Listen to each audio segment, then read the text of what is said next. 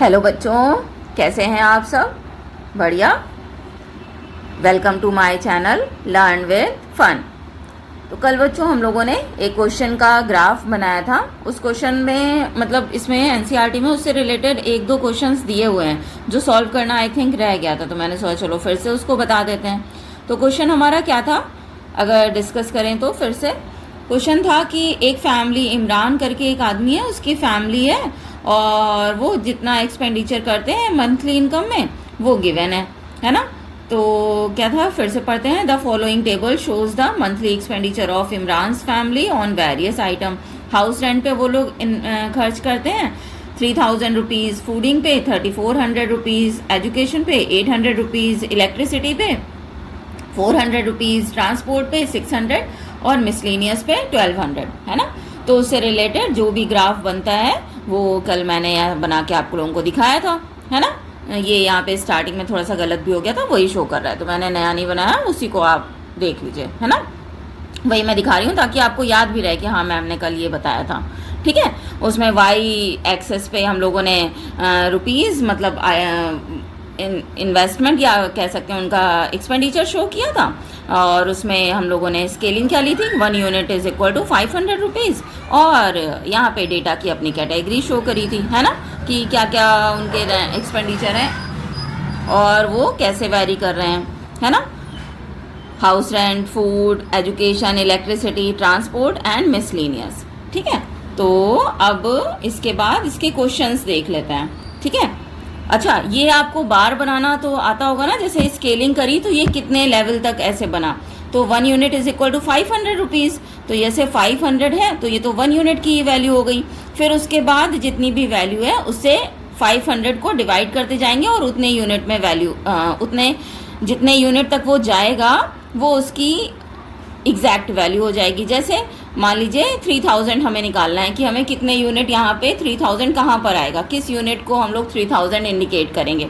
तो 500 से 3000 को डिवाइड करिए, 6 आया, तो यानी कि 6 नंबर ऑफ यूनिट जो ऐसे काउंट करेंगे, 1 2 3, कहीं पे तो 0 सपोज किया होगा ना स्टार्टिंग में जो आप ग्राफ पेपर लेंगे, तो फिर उस 0 से फिर 1 2 3 4 5 6 ऐसे 6 नंबर पे 3000 हो जाएगा। फिर मान लीजिए आपको नेक्स्ट वैल्यू निकालनी है 3400, तो 3400 क्या होगा, इससे ऊपर की जो वैल्यू होगी 1 यूनिट होगी वो 500 के डिफरेंस पे, मान लो ऐसे भी कर सकते हैं कि 500 के डिफरेंस पे यूनिट हम लोग इंडिकेट कर दे रहे हैं कि फर्स्ट यूनिट 500 से, फिर सेकेंड यूनिट इसमें 500 ऐड किया तो 1000, फिर इसमें 500 ऐड किया तो 1500, इस तरह से थर्ड यूनिट हो गई। फिर 4 टाइम्स ऐड किया तो 2000, है ना। 500 मतलब 1500 में ऐसे ऐड करते करते करते ऐसे यूनिट बना लेंगे और उसके अकॉर्डिंग ये बार ग्राफ ड्रॉ कर लिया जाता है, ठीक है। ड्रॉ करने में तो कोई प्रॉब्लम नहीं है ना, क्लियर। चलो अब इसके हम लोग क्वेश्चन कर लेते हैं। क्वेश्चन में क्या दिया हुआ है, फर्स्ट क्वेश्चन देखो, on which item does Imran's family spend the most and second most, मतलब इमरान की फैमिली सबसे ज़्यादा किस पे खर्च करती है। तो हम लोगों को ग्राफ देख करके ही पता चल रहा है कि ये लोग फूडिंग पे सबसे ज़्यादा खर्च करते हैं जो कि 3400 है, 3400 से ऊपर की कोई वैल्यू नहीं है ना। और सेकेंड मोस्ट उससे जस्ट नीचे कितना वो लोग खर्च करते हैं, किस वैल्यू पे खर्च करते हैं, तो हाउस रेंट पे खर्च करते हैं जो कि 3000 है। तो फर्स्ट आंसर तो निकल आया, फर्स्ट क्वेश्चन का आंसर क्या हो जाएगा, फर्स्ट का answer food and there expenditure mostly on food and second most is food rent, ऐसे करके आप लिख लेंगे, कर लेंगे ना। सेकेंड क्वेश्चन देख लेते हैं, इसमें केवल लिखना है, सॉल्यूशन वगैरह सॉल्व करने वाले हूँ तो वो मैं यहाँ सॉल्व करके आपको दिखा दूंगी, जैसे ऊपर वाला इससे ऊपर वाला कल आपको दिखाया था, है ना। चलो सेकेंड क्वेश्चन देखते हैं। सेकेंड कह रहा है is the cost of electricity about 1/2 the cost of education. इसमें कह रहा है पता लगाइए कि क्या इलेक्ट्रिसिटी की जो कॉस्ट है वो कॉस्ट ऑफ एजुकेशन की कॉस्ट का क्या 1/2 है। तो देखो इलेक्ट्रिसिटी की क्या कॉस्ट है हमें गिवन है ग्राफ के जरिए 400। Second question, cost of electricity अगर निकालें, कॉस्ट ऑफ इलेक्ट्रिसिटी कितनी है 400, और कॉस्ट ऑफ किसकी कह रहा है, एजुकेशन की कॉस्ट कितनी है 800, कॉस्ट ऑफ एजुकेशन जो कि है 800 रुपीज़ 800, है ना। क्या ये इसका 1/2 है, वो पूछ रहा है, तो इसका 1/2 करके देखो, तो 800 डिवाइड बाई 2 हमने किया, क्या आ रहा है 400 रुपीज़ 400, हाँ आ रहा है। तो ये भी कॉस्ट 400 है और इसका 1/2 भी 400 है, जो कि कह रहा है क्वेश्चन में is the cost of electricity is about 1/2 the cost of education. हाँ, हाफ करने पे भी ये 400 और ये इसकी वैल्यू भी 400, इलेक्ट्रिसिटी की भी वैल्यू 400। तो आप लिखेंगे ऐसे, सॉल्व करके पहले दिखाएंगे, फिर लिखेंगे yes the cost of electricity is just half of the cost of education. ठीक है, बता दूं यहाँ पे, कॉस्ट ऑफ इलेक्ट्रिसिटी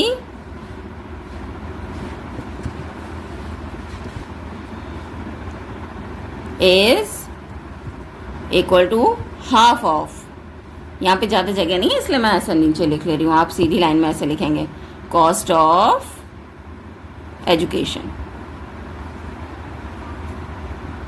ठीक है, समझ गए। अब थर्ड क्वेश्चन देख लो। थर्ड क्या करते हैं, यहाँ पे ऐसे दिखा देते हैं। ठीक है, इसी पेज पे, क्योंकि ग्राफ यहाँ बना हुआ है ना, इसलिए मैं यही दिखा रही हूँ। आप सोच रहे होंगे मैम कंजूसी कर रही हैं, सेकंड पेज में नहीं बता रही हैं, है ना। तो ग्राफ यहाँ पे है इसलिए यहीं पे बता दे रही हूँ। थर्ड नंबर देखो क्या कह रहा है, is the cost of education less than 1/4 the cost of food. क्या कॉस्ट ऑफ एजुकेशन 1/4 है से भी कम है कॉस्ट ऑफ फूडिंग से, है ना। तो कॉस्ट ऑफ फूड कितना है, हमने देखा कॉस्ट ऑफ फूड कितना है 3400, है ना। इसका 1/4 करो, 1/4 कह रहा है ना, तो 1/4 of the cost of food. तो हमने क्या किया, 3400 डिवाइड बाय 1/4 या मल्टीप्लाई बाय 1/4, डिवाइड बाय नहीं, मल्टीप्लाई बाय 1/4। ठीक है, या 4 से डिवाइड किया, तो इसको डिवाइड करके निकाल लो। 4 8 जा 32, कैरी आया 2, 4 5 जा 20 एंड 0, तो ये आ रहा है 850 रुपीज़, है ना। लेकिन जो हमारी कॉस्ट ऑफ एजुकेशन है वो है 800। तो और कॉस्ट ऑफ लिख लो, cost of education is rupees 800, है ना। बट क्या ये इससे कम है 850, 800 से क्या कम है, नहीं, 850 तो ज़्यादा है। तो आप लिखोगे no, cost of 1/4 of the cost of food is greater than the cost of education, है ना। या cost of education is not less than, cost of education is less than 1/4 of the cost of food, है ना। ठीक है, मतलब cost of education कम है 1/4 of fooding cost से। ठीक है, लिख लेंगे ना, cost of education is less than 1/4 of the cost of food. ठीक, चलो अब ये क्वेश्चन यहाँ पे कंप्लीट होता है। ठीक है, समझ आ रहा है, क्लियर, कोई दिक्कत, कोई प्रॉब्लम है, अभी देख लो। ठीक है, कोई प्रॉब्लम हो तो बताना। ठीक है, ये वीडियो पॉज करके देख लेना तो समझ आ जाएगा और अच्छे से। ठीक है, एक ही पेज में मैंने इसलिए बताया कि यहीं पे इसका ग्राफ गिवन है। ठीक है, मतलब यहाँ बनाया हुआ था, दोबारा नहीं बनाना चाह रही थी कि आपका जल्दी हो जाए।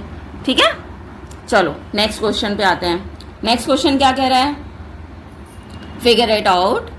कह रहा है Samantha visited a tea garden and collected the data of insects and critters she saw there. Here is the data she collected. मतलब वो कहीं टी गार्डन गई है, वहाँ पे उसे इंसेक्ट और क्रीटर्स मिले हैं जिसका डेटा उसने कलेक्ट किया है। उसमें क्या है, माइट्स 6 मिले हैं, कैटरपिलर उसे 10 मिल गए हैं, बीटल्स 5 हैं, बटरफ्लाई 3 हैं और ग्रास हॉपर 2 हैं।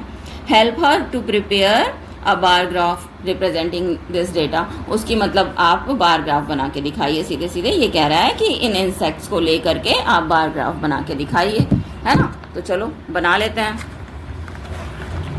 सबसे पहले क्या बनाएंगे, इसके लिए एक टेबल बना लेंगे, फ्रीक्वेंसी टेबल जिसको कहते हैं, है ना। उसमें सारी चीज़ें मैंने आप लोगों के लिए ये बना के रखी है नॉर्मल सी, जैसे यहाँ पे टेबल ये लोग बना के दे रहे हैं, वैसे मैंने अलग से बना के रख ली है कि नेम ऑफ इंसेक्ट्स लिख लिए हैं, फिर नंबर ऑफ इंसेक्ट्स लिख लिए हैं। माइट्स उसके 6 हैं, कैटरपिलर्स 10 हैं, बीटल्स 5 हैं, बटरफ्लाई 3 हैं, ग्रास हॉपर 2 हैं। अब सपोज का इसकी टेलीमार्क टेबल भी आप बना के दिखाइए तो वो भी बना लेंगे। अभी यहाँ पे बार ग्राफ कह रहा है तो बार ग्राफ आप बना लीजिए, ठीक है।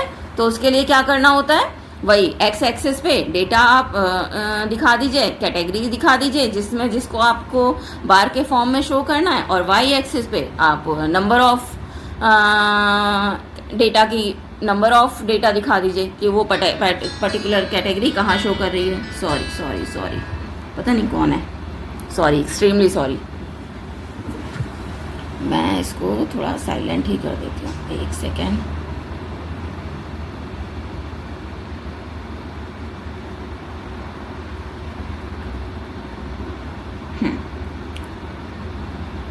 ठीक है, चलो तो इसको ड्रॉ करते हैं। माइट्स की क्या है, अब यहाँ पे वाई एक्सिस में ये नंबरिंग कर लो, ठीक है। मैं सपोज कर, क्योंकि यहाँ देखो 10 नंबर्स था कैटरपिलर, मैक्सिमम आपका कितना जा रहा है, अगर हमें ग्राफ ड्रॉ करना पड़ेगा, मैक्सिमम नंबर ऑफ यूनिट हमें कितनी चाहिए, 10 चाहिए, तो वो आपके ग्राफ के पेज में आ जाएंगे, है ना। अगर ना आ पाते तो हम उसमें कोई स्केलिंग सपोज कर लेते, तो हम लोग क्या स्केलिंग शो करेंगे, 1 unit is equal to 1 insect, ठीक है। तो यहाँ से शो कर लो। तो ये पहले यहाँ पे नंबरिंग दिखा देंगे वाई एक्सिस पे, 1 2 3 4 5 6 7 8 9 10 और ये 11, ठीक है। हाँ, अब माइट्स से क्या रहा है, माइट्स कितने हैं, नंबर 6 माइट्स हैं, तो 6 देखो यहाँ पर आ रहा है, तो इसके साथ में आप स्केल यूज करेंगे प्रॉपर।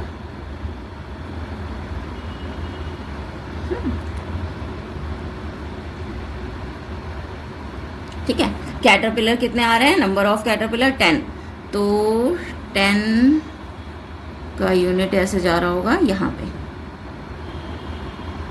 ठीक है।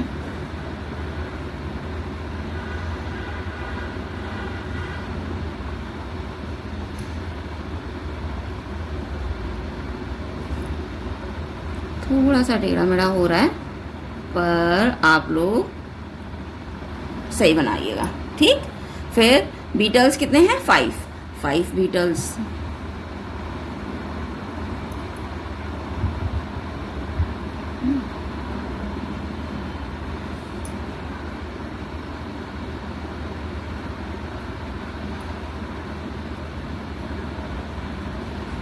फिर बटरफ्लाई हैं 3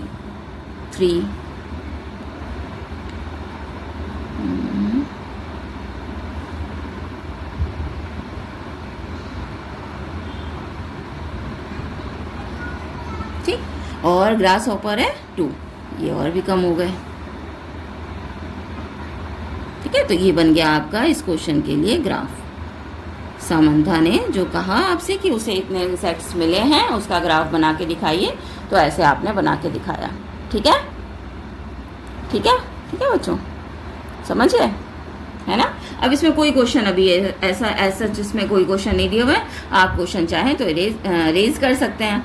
क्या क्या हो सकते हैं कि tell me total number of insects, how many total number of insects at that time in the garden, है ना। तो टोटल सबको ऐड करके दिखा देंगे, इसकी वैल्यू 6 है, ये 10 है, ये 5 है, ये 3 है, ये 2 है ना।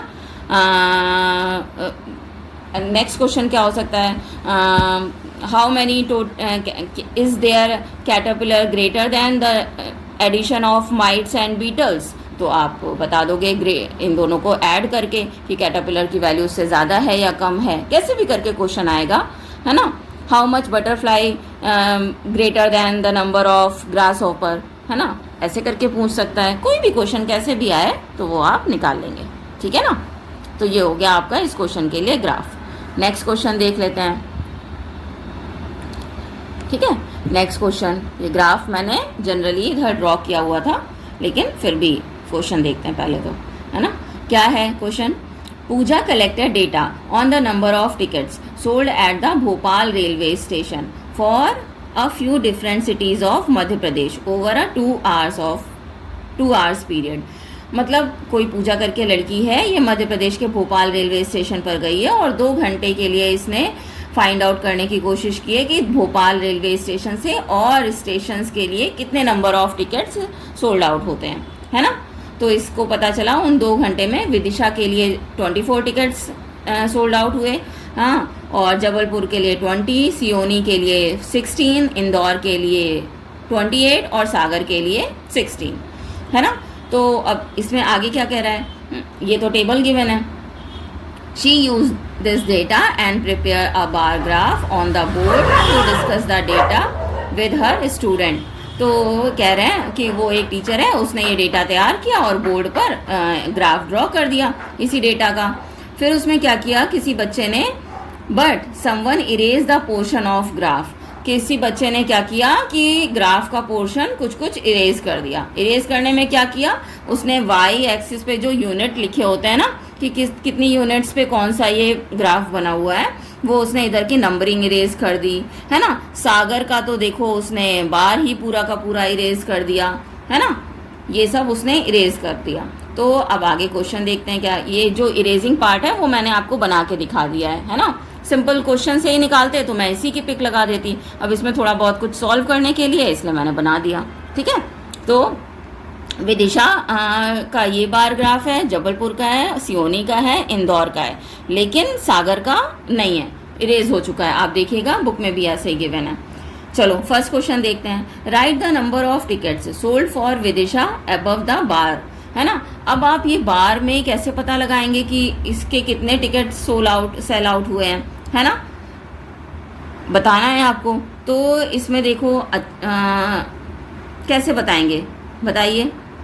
तो जैसे ऊपर अगर हम एक्चुअल डेटा देखें, आपकी टेबल का एक्चुअल डेटा देखें तो यहाँ पे क्या दिख रहा है, जैसे मैं सपोज मान लो लिख के यहाँ पे लिख लेती हूँ, है ना, आप लोगों को समझाने के लिए। इसमें total number of tickets show कर रहा है 24, इसके हैं 20, इसके हैं 16 और ये हैं 28, और इधर तो अभी बना ही नहीं है, चलो इसको बाद में देखेंगे।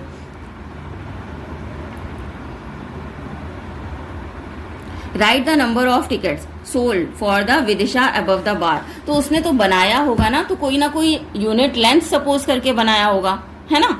अभी तो हमें नहीं पता है, लेकिन कोई इक्वल यूनिट लेंथ होगी, लेकिन टेबल तो उसमें गिवन होगी। तो यहाँ हमने देखा कि इसके कितने यूनिट्स पे ये विदिशा के लिए बार आ रहा है, तो आप काउंट करो 1 2 3 4 5 एंड 6 यूनिट पे ये 24 वैल्यू कर रहा है ना। तो हम लोगों ने पहले कैसे और भी बार ग्राफ कैसे बनाए थे कि उस यूनिट से जितनी मैक्सिमम नंबर ऑफ वैल्यू होती है उसको डिवाइड कर देते हैं, है ना। तो 6 से 24 को डिवाइड किया, 24 को 6 से अगर हमने डिवाइड किया तो कितना आया 4। तो क्या यूनिट उसने सपोज करी होगी, 1 unit is equal to 4 number of tickets. इधर नंबर ऑफ टिकट्स है ना, नंबर ऑफ टिकट शो कर रहा है ना, और इधर तो ये स्टेशंस हैं।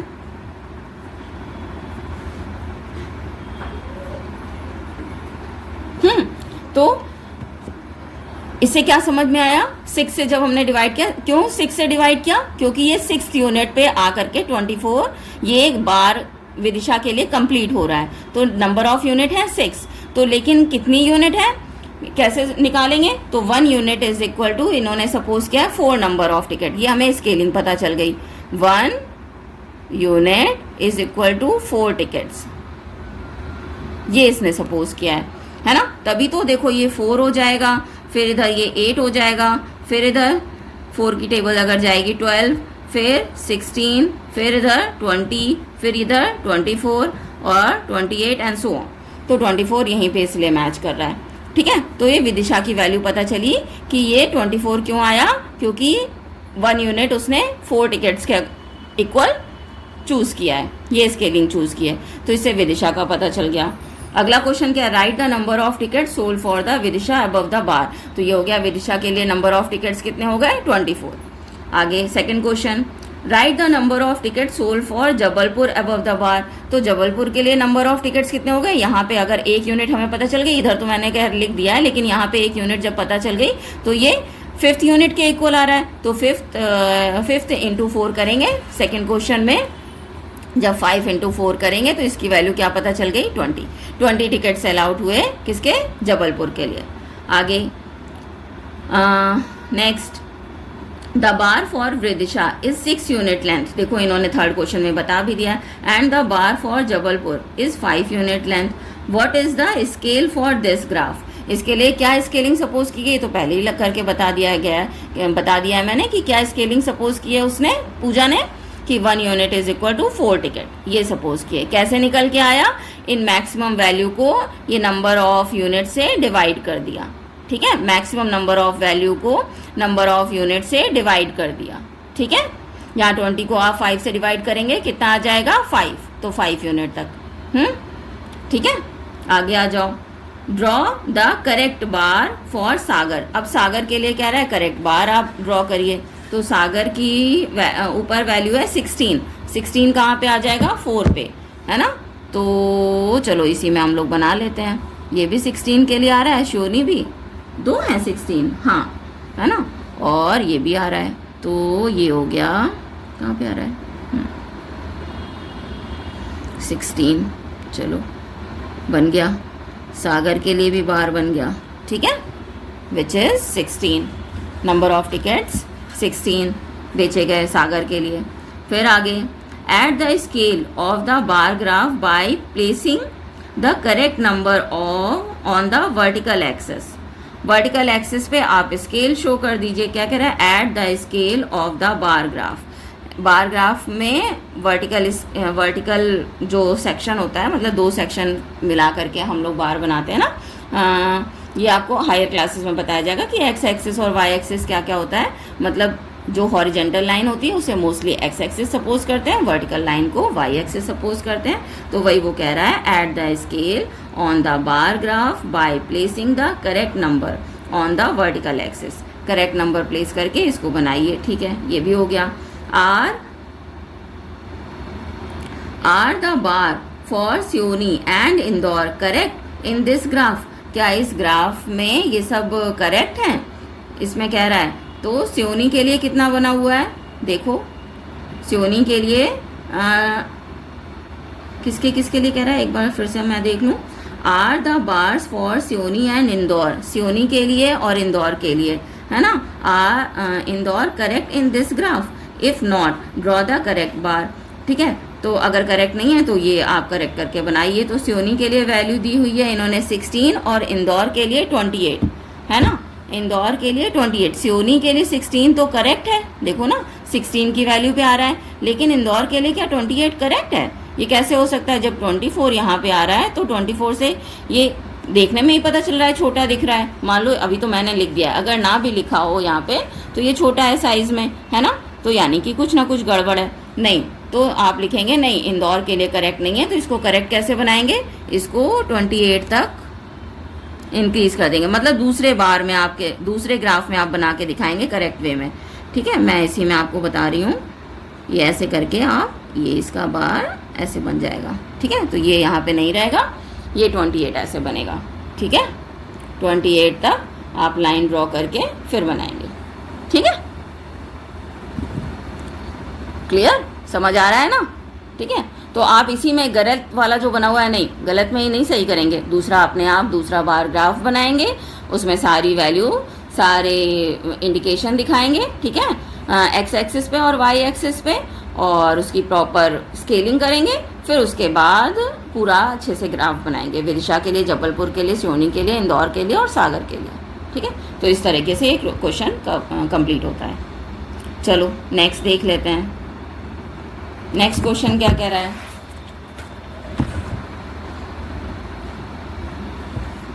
या इस वीडियो में यहाँ तक रखते हैं, मिलते हैं फिर नेक्स्ट वीडियो में, ठीक है। Okay then, bye.